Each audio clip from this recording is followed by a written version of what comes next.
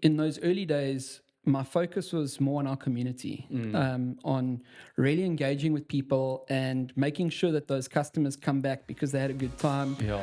I mean, I love making breakfast for myself, but Yeah. I'm not a professional. Yeah. And there I was trying to fry eggs, and oh shucks, we ran out of bacon. I learned very quickly that people are willing to wait for dinner, Yeah. but they're not willing to wait for breakfast. Um,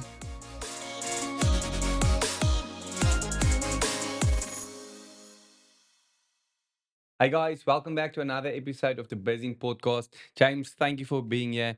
And we spoke about it in the first episode about how a coffee shop is this romantic dream in the beginning. But maybe just draw us into the behind the scenes of running a coffee shop and actually a multiple of coffee shops as well as a roastery. Cool, yeah. So I studied in Stellenbosch, and I think Stellenbosch is known for having some beautiful coffee shops. And Mm. that's just to set the scene. That's what where my love grew for the industry, Yeah, or what I thought I knew about the industry, because we all see the front side of it. We mm. go into a coffee shop, we have a cup of coffee, we leave so satisfied because we've had a great breakfast Yeah, and a lovely coffee and happy days. Um, but on the back end, there are staff in the kitchen slaving away trying to get that breakfast sure. out. Yeah, There's a manager trying to make sure that customers are happy. There's, a whole host of suppliers that need to deliver on time. And so the story goes. And I think I learned very quickly that people are willing to wait for dinner, yeah. but they're not willing to wait for breakfast. Um, Yeah, and there's just something about having a cafe or a restaurant that serves breakfast. sure. We want our breakfast in 15 minutes. It better Yeah, be here, and my coffee better be good. yes, And yeah, it was really eye opening to be on the back end. sure.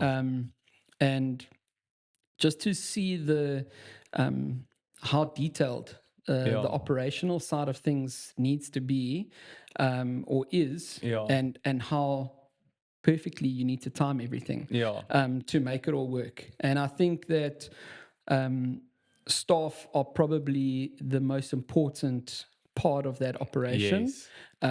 and also very easily, because of their level of importance, can also make or break Yeah, the business. that's true. We had a couple times in the early days where a kitchen staff didn't arrive, and I mean, I love making breakfast for myself, but I'm Yeah. not a professional. Yeah. And there I was trying to fry eggs, and oh shucks, we ran out of bacon, and I need to Sure. go get bacon, and.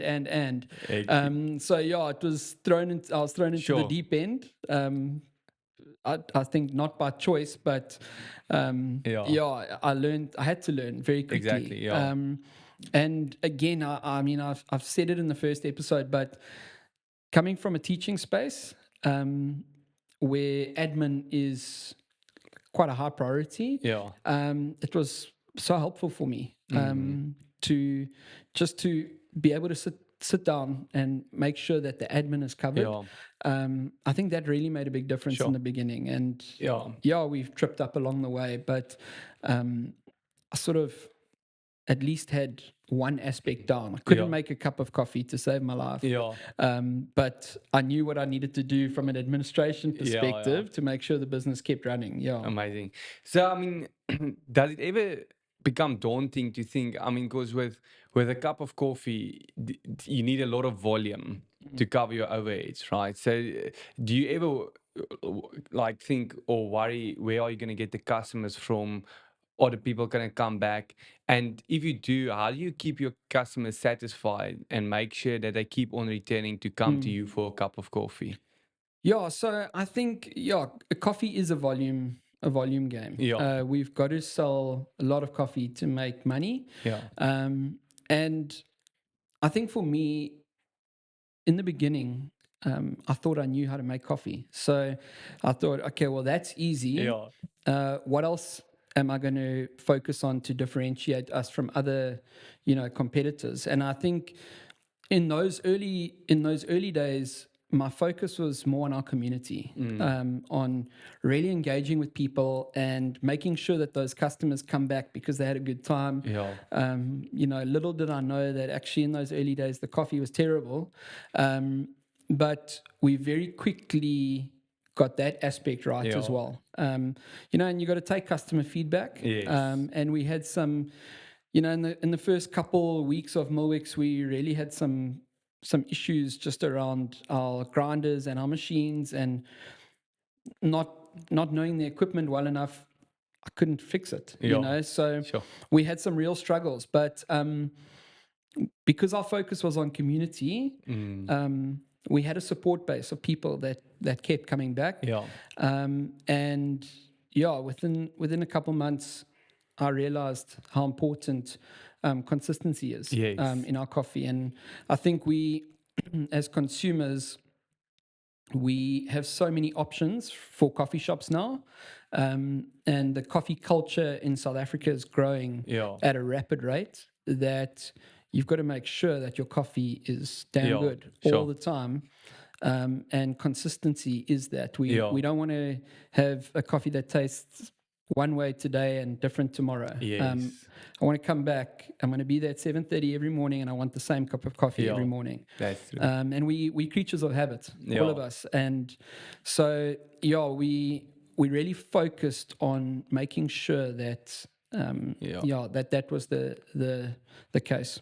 So, I mean, getting to the point where you want to, like you're saying, you want to try and get that coffee to taste identical to every morning 7:30, right? But now know how to make that perfect cup of coffee. How do you get your people to have that consistency? How do you get your baristas to keep on having that consistency when making a cup of coffee? I think firstly, as owners, we've got to be present. Sure.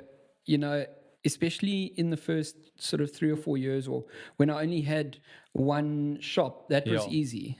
I made sure I was there before we opened, and I made sure I was there when we closed. Yeah. And it's a little bit more challenging now. Having a couple shops, I can't be there every morning before we Yes. open. So we've got to make sure that we are upskilling our staff as best as we possibly can, Yeah. and doing quality control checks on a regular basis. So between myself and our roaster, we pop in at the shops every day, Sure. try our best to have a cup of coffee at every shop every day, or at least just see how the coffee is running. Yes. Watch them make a couple cups. Just make sure that, we've got a specific recipe, and all of our shops follow the same recipe. And so, are they following the recipe? Yeah. Is the coffee running as it should? Sure. And that's important. We are so blessed to have some very skilled baristas, Yeah. Sure. which make or break a business. Yeah. And especially now that the focus has sort of shifted. I used to be focusing on coffee and food, and we outsource all of our food at the moment. So coffee has to win every time. Yeah. And it starts with the staff. Sure. So, I mean, you mentioned now you outsource all of the food. I mean, what did you have to like do in order to make the transition? What made you say like I'm rather going to do that than keeping it in house? Yeah, I think when I was at Milwix, and that was our only shop, we had the cafe, we had a Yes. kitchen, and we had the coffee bar, and it was great. But I knew that I'm not an expert as far as food is concerned, and it was an area where I just probably struggled with inspiration. Okay. I know what I like, but Yes. my palate's pretty simple, and I don't have an imagination for menu.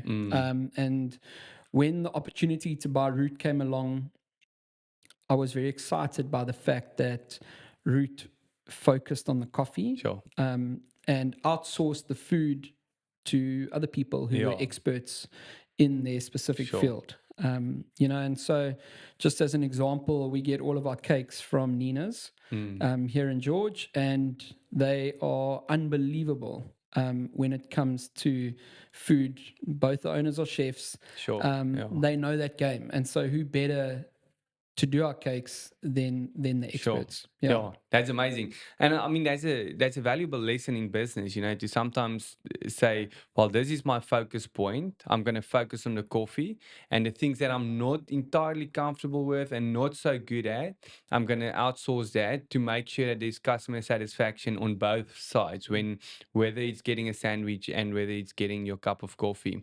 So, I mean, getting into the roastery now, I mean, that's entirely a different ball game from selling a cup of coffee. Yeah. And how do you adapt and ensure that those two work well together?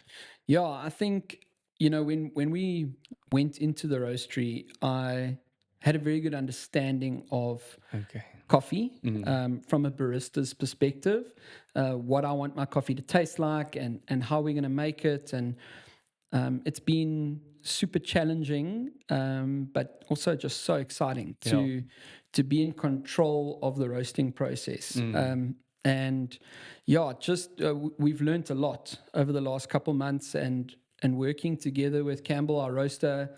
We spend a lot of time tasting, playing, resting the coffee for longer periods. And okay, what does it taste like Yeah. after 2 days and 3 days and 4 days and 4 weeks? And, and just as an example, from a consumer's perspective, we always want fresh coffee. But for us, we don't necessarily think that fresh coffee is the best tasting coffee. Yeah. And so in the cafes, for instance, we are resting the coffee for at least 10 days Sure. before we serve it. Yeah. And for us, we feel that that's when our coffee is tasting its Yeah. best. Sure. Which is, it's just been a really cool experience Yeah.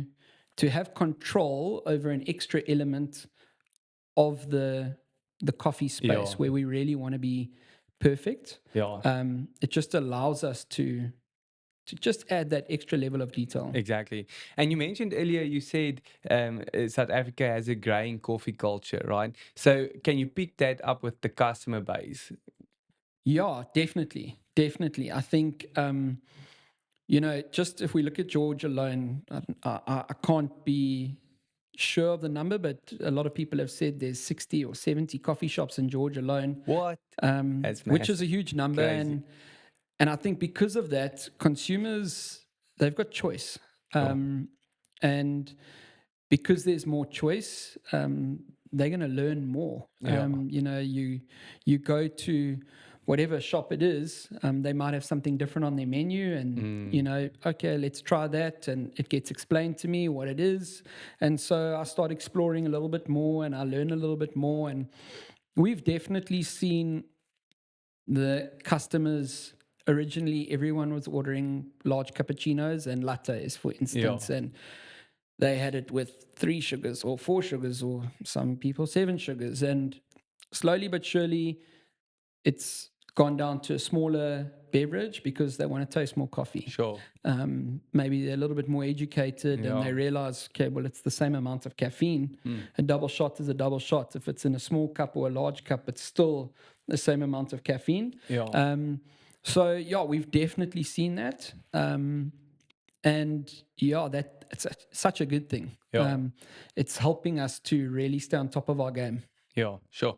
That's amazing. And so, I mean, if we finished off, then just coming back to our employees, because as we know, as small businesses, really to scale, we need employees that can, at the end of the day, buy into the vision. And I think from a coffee shop, or at least what I experience as well, is like your baristas, which is most of the times the face of the business there. If the owner isn't around, there needs to be a certain excitement within them as well. Yeah. So how do you create that culture where people come back to a coffee shop because of the baristas working there or the people working there? Yeah, I think that is a great question. I don't know if I necessarily have the answer for Yeah. that, but in the beginning, I hired on skill level above everything. And over the years, that shifted to look more at character Yeah. and personality, because skill we can teach. I can't make you a more friendly person or a happier person, or maybe to a certain extent I can. Yeah. But you know, you've either got it or you don't. Yeah. Skill, I can teach you to be a better barista. And if you've got passion for the industry, you're going to want to learn yourself. Yes. But we've really looked to try and find staff that love people. Sure. And that makes a big difference. And fortunately, we bought into a business that had those staff already. Yeah. You know, we've got a barista that's been working for, this is his 10th year. Sure. Amazing. Working for us, you know, and I think that type of loyalty you don't find very often. Yeah. And he's so passionate about the industry, about coffee and about people specifically. So, yeah. That's amazing. James, thank you so much for being here. Guys, stay tuned for our next episode of James.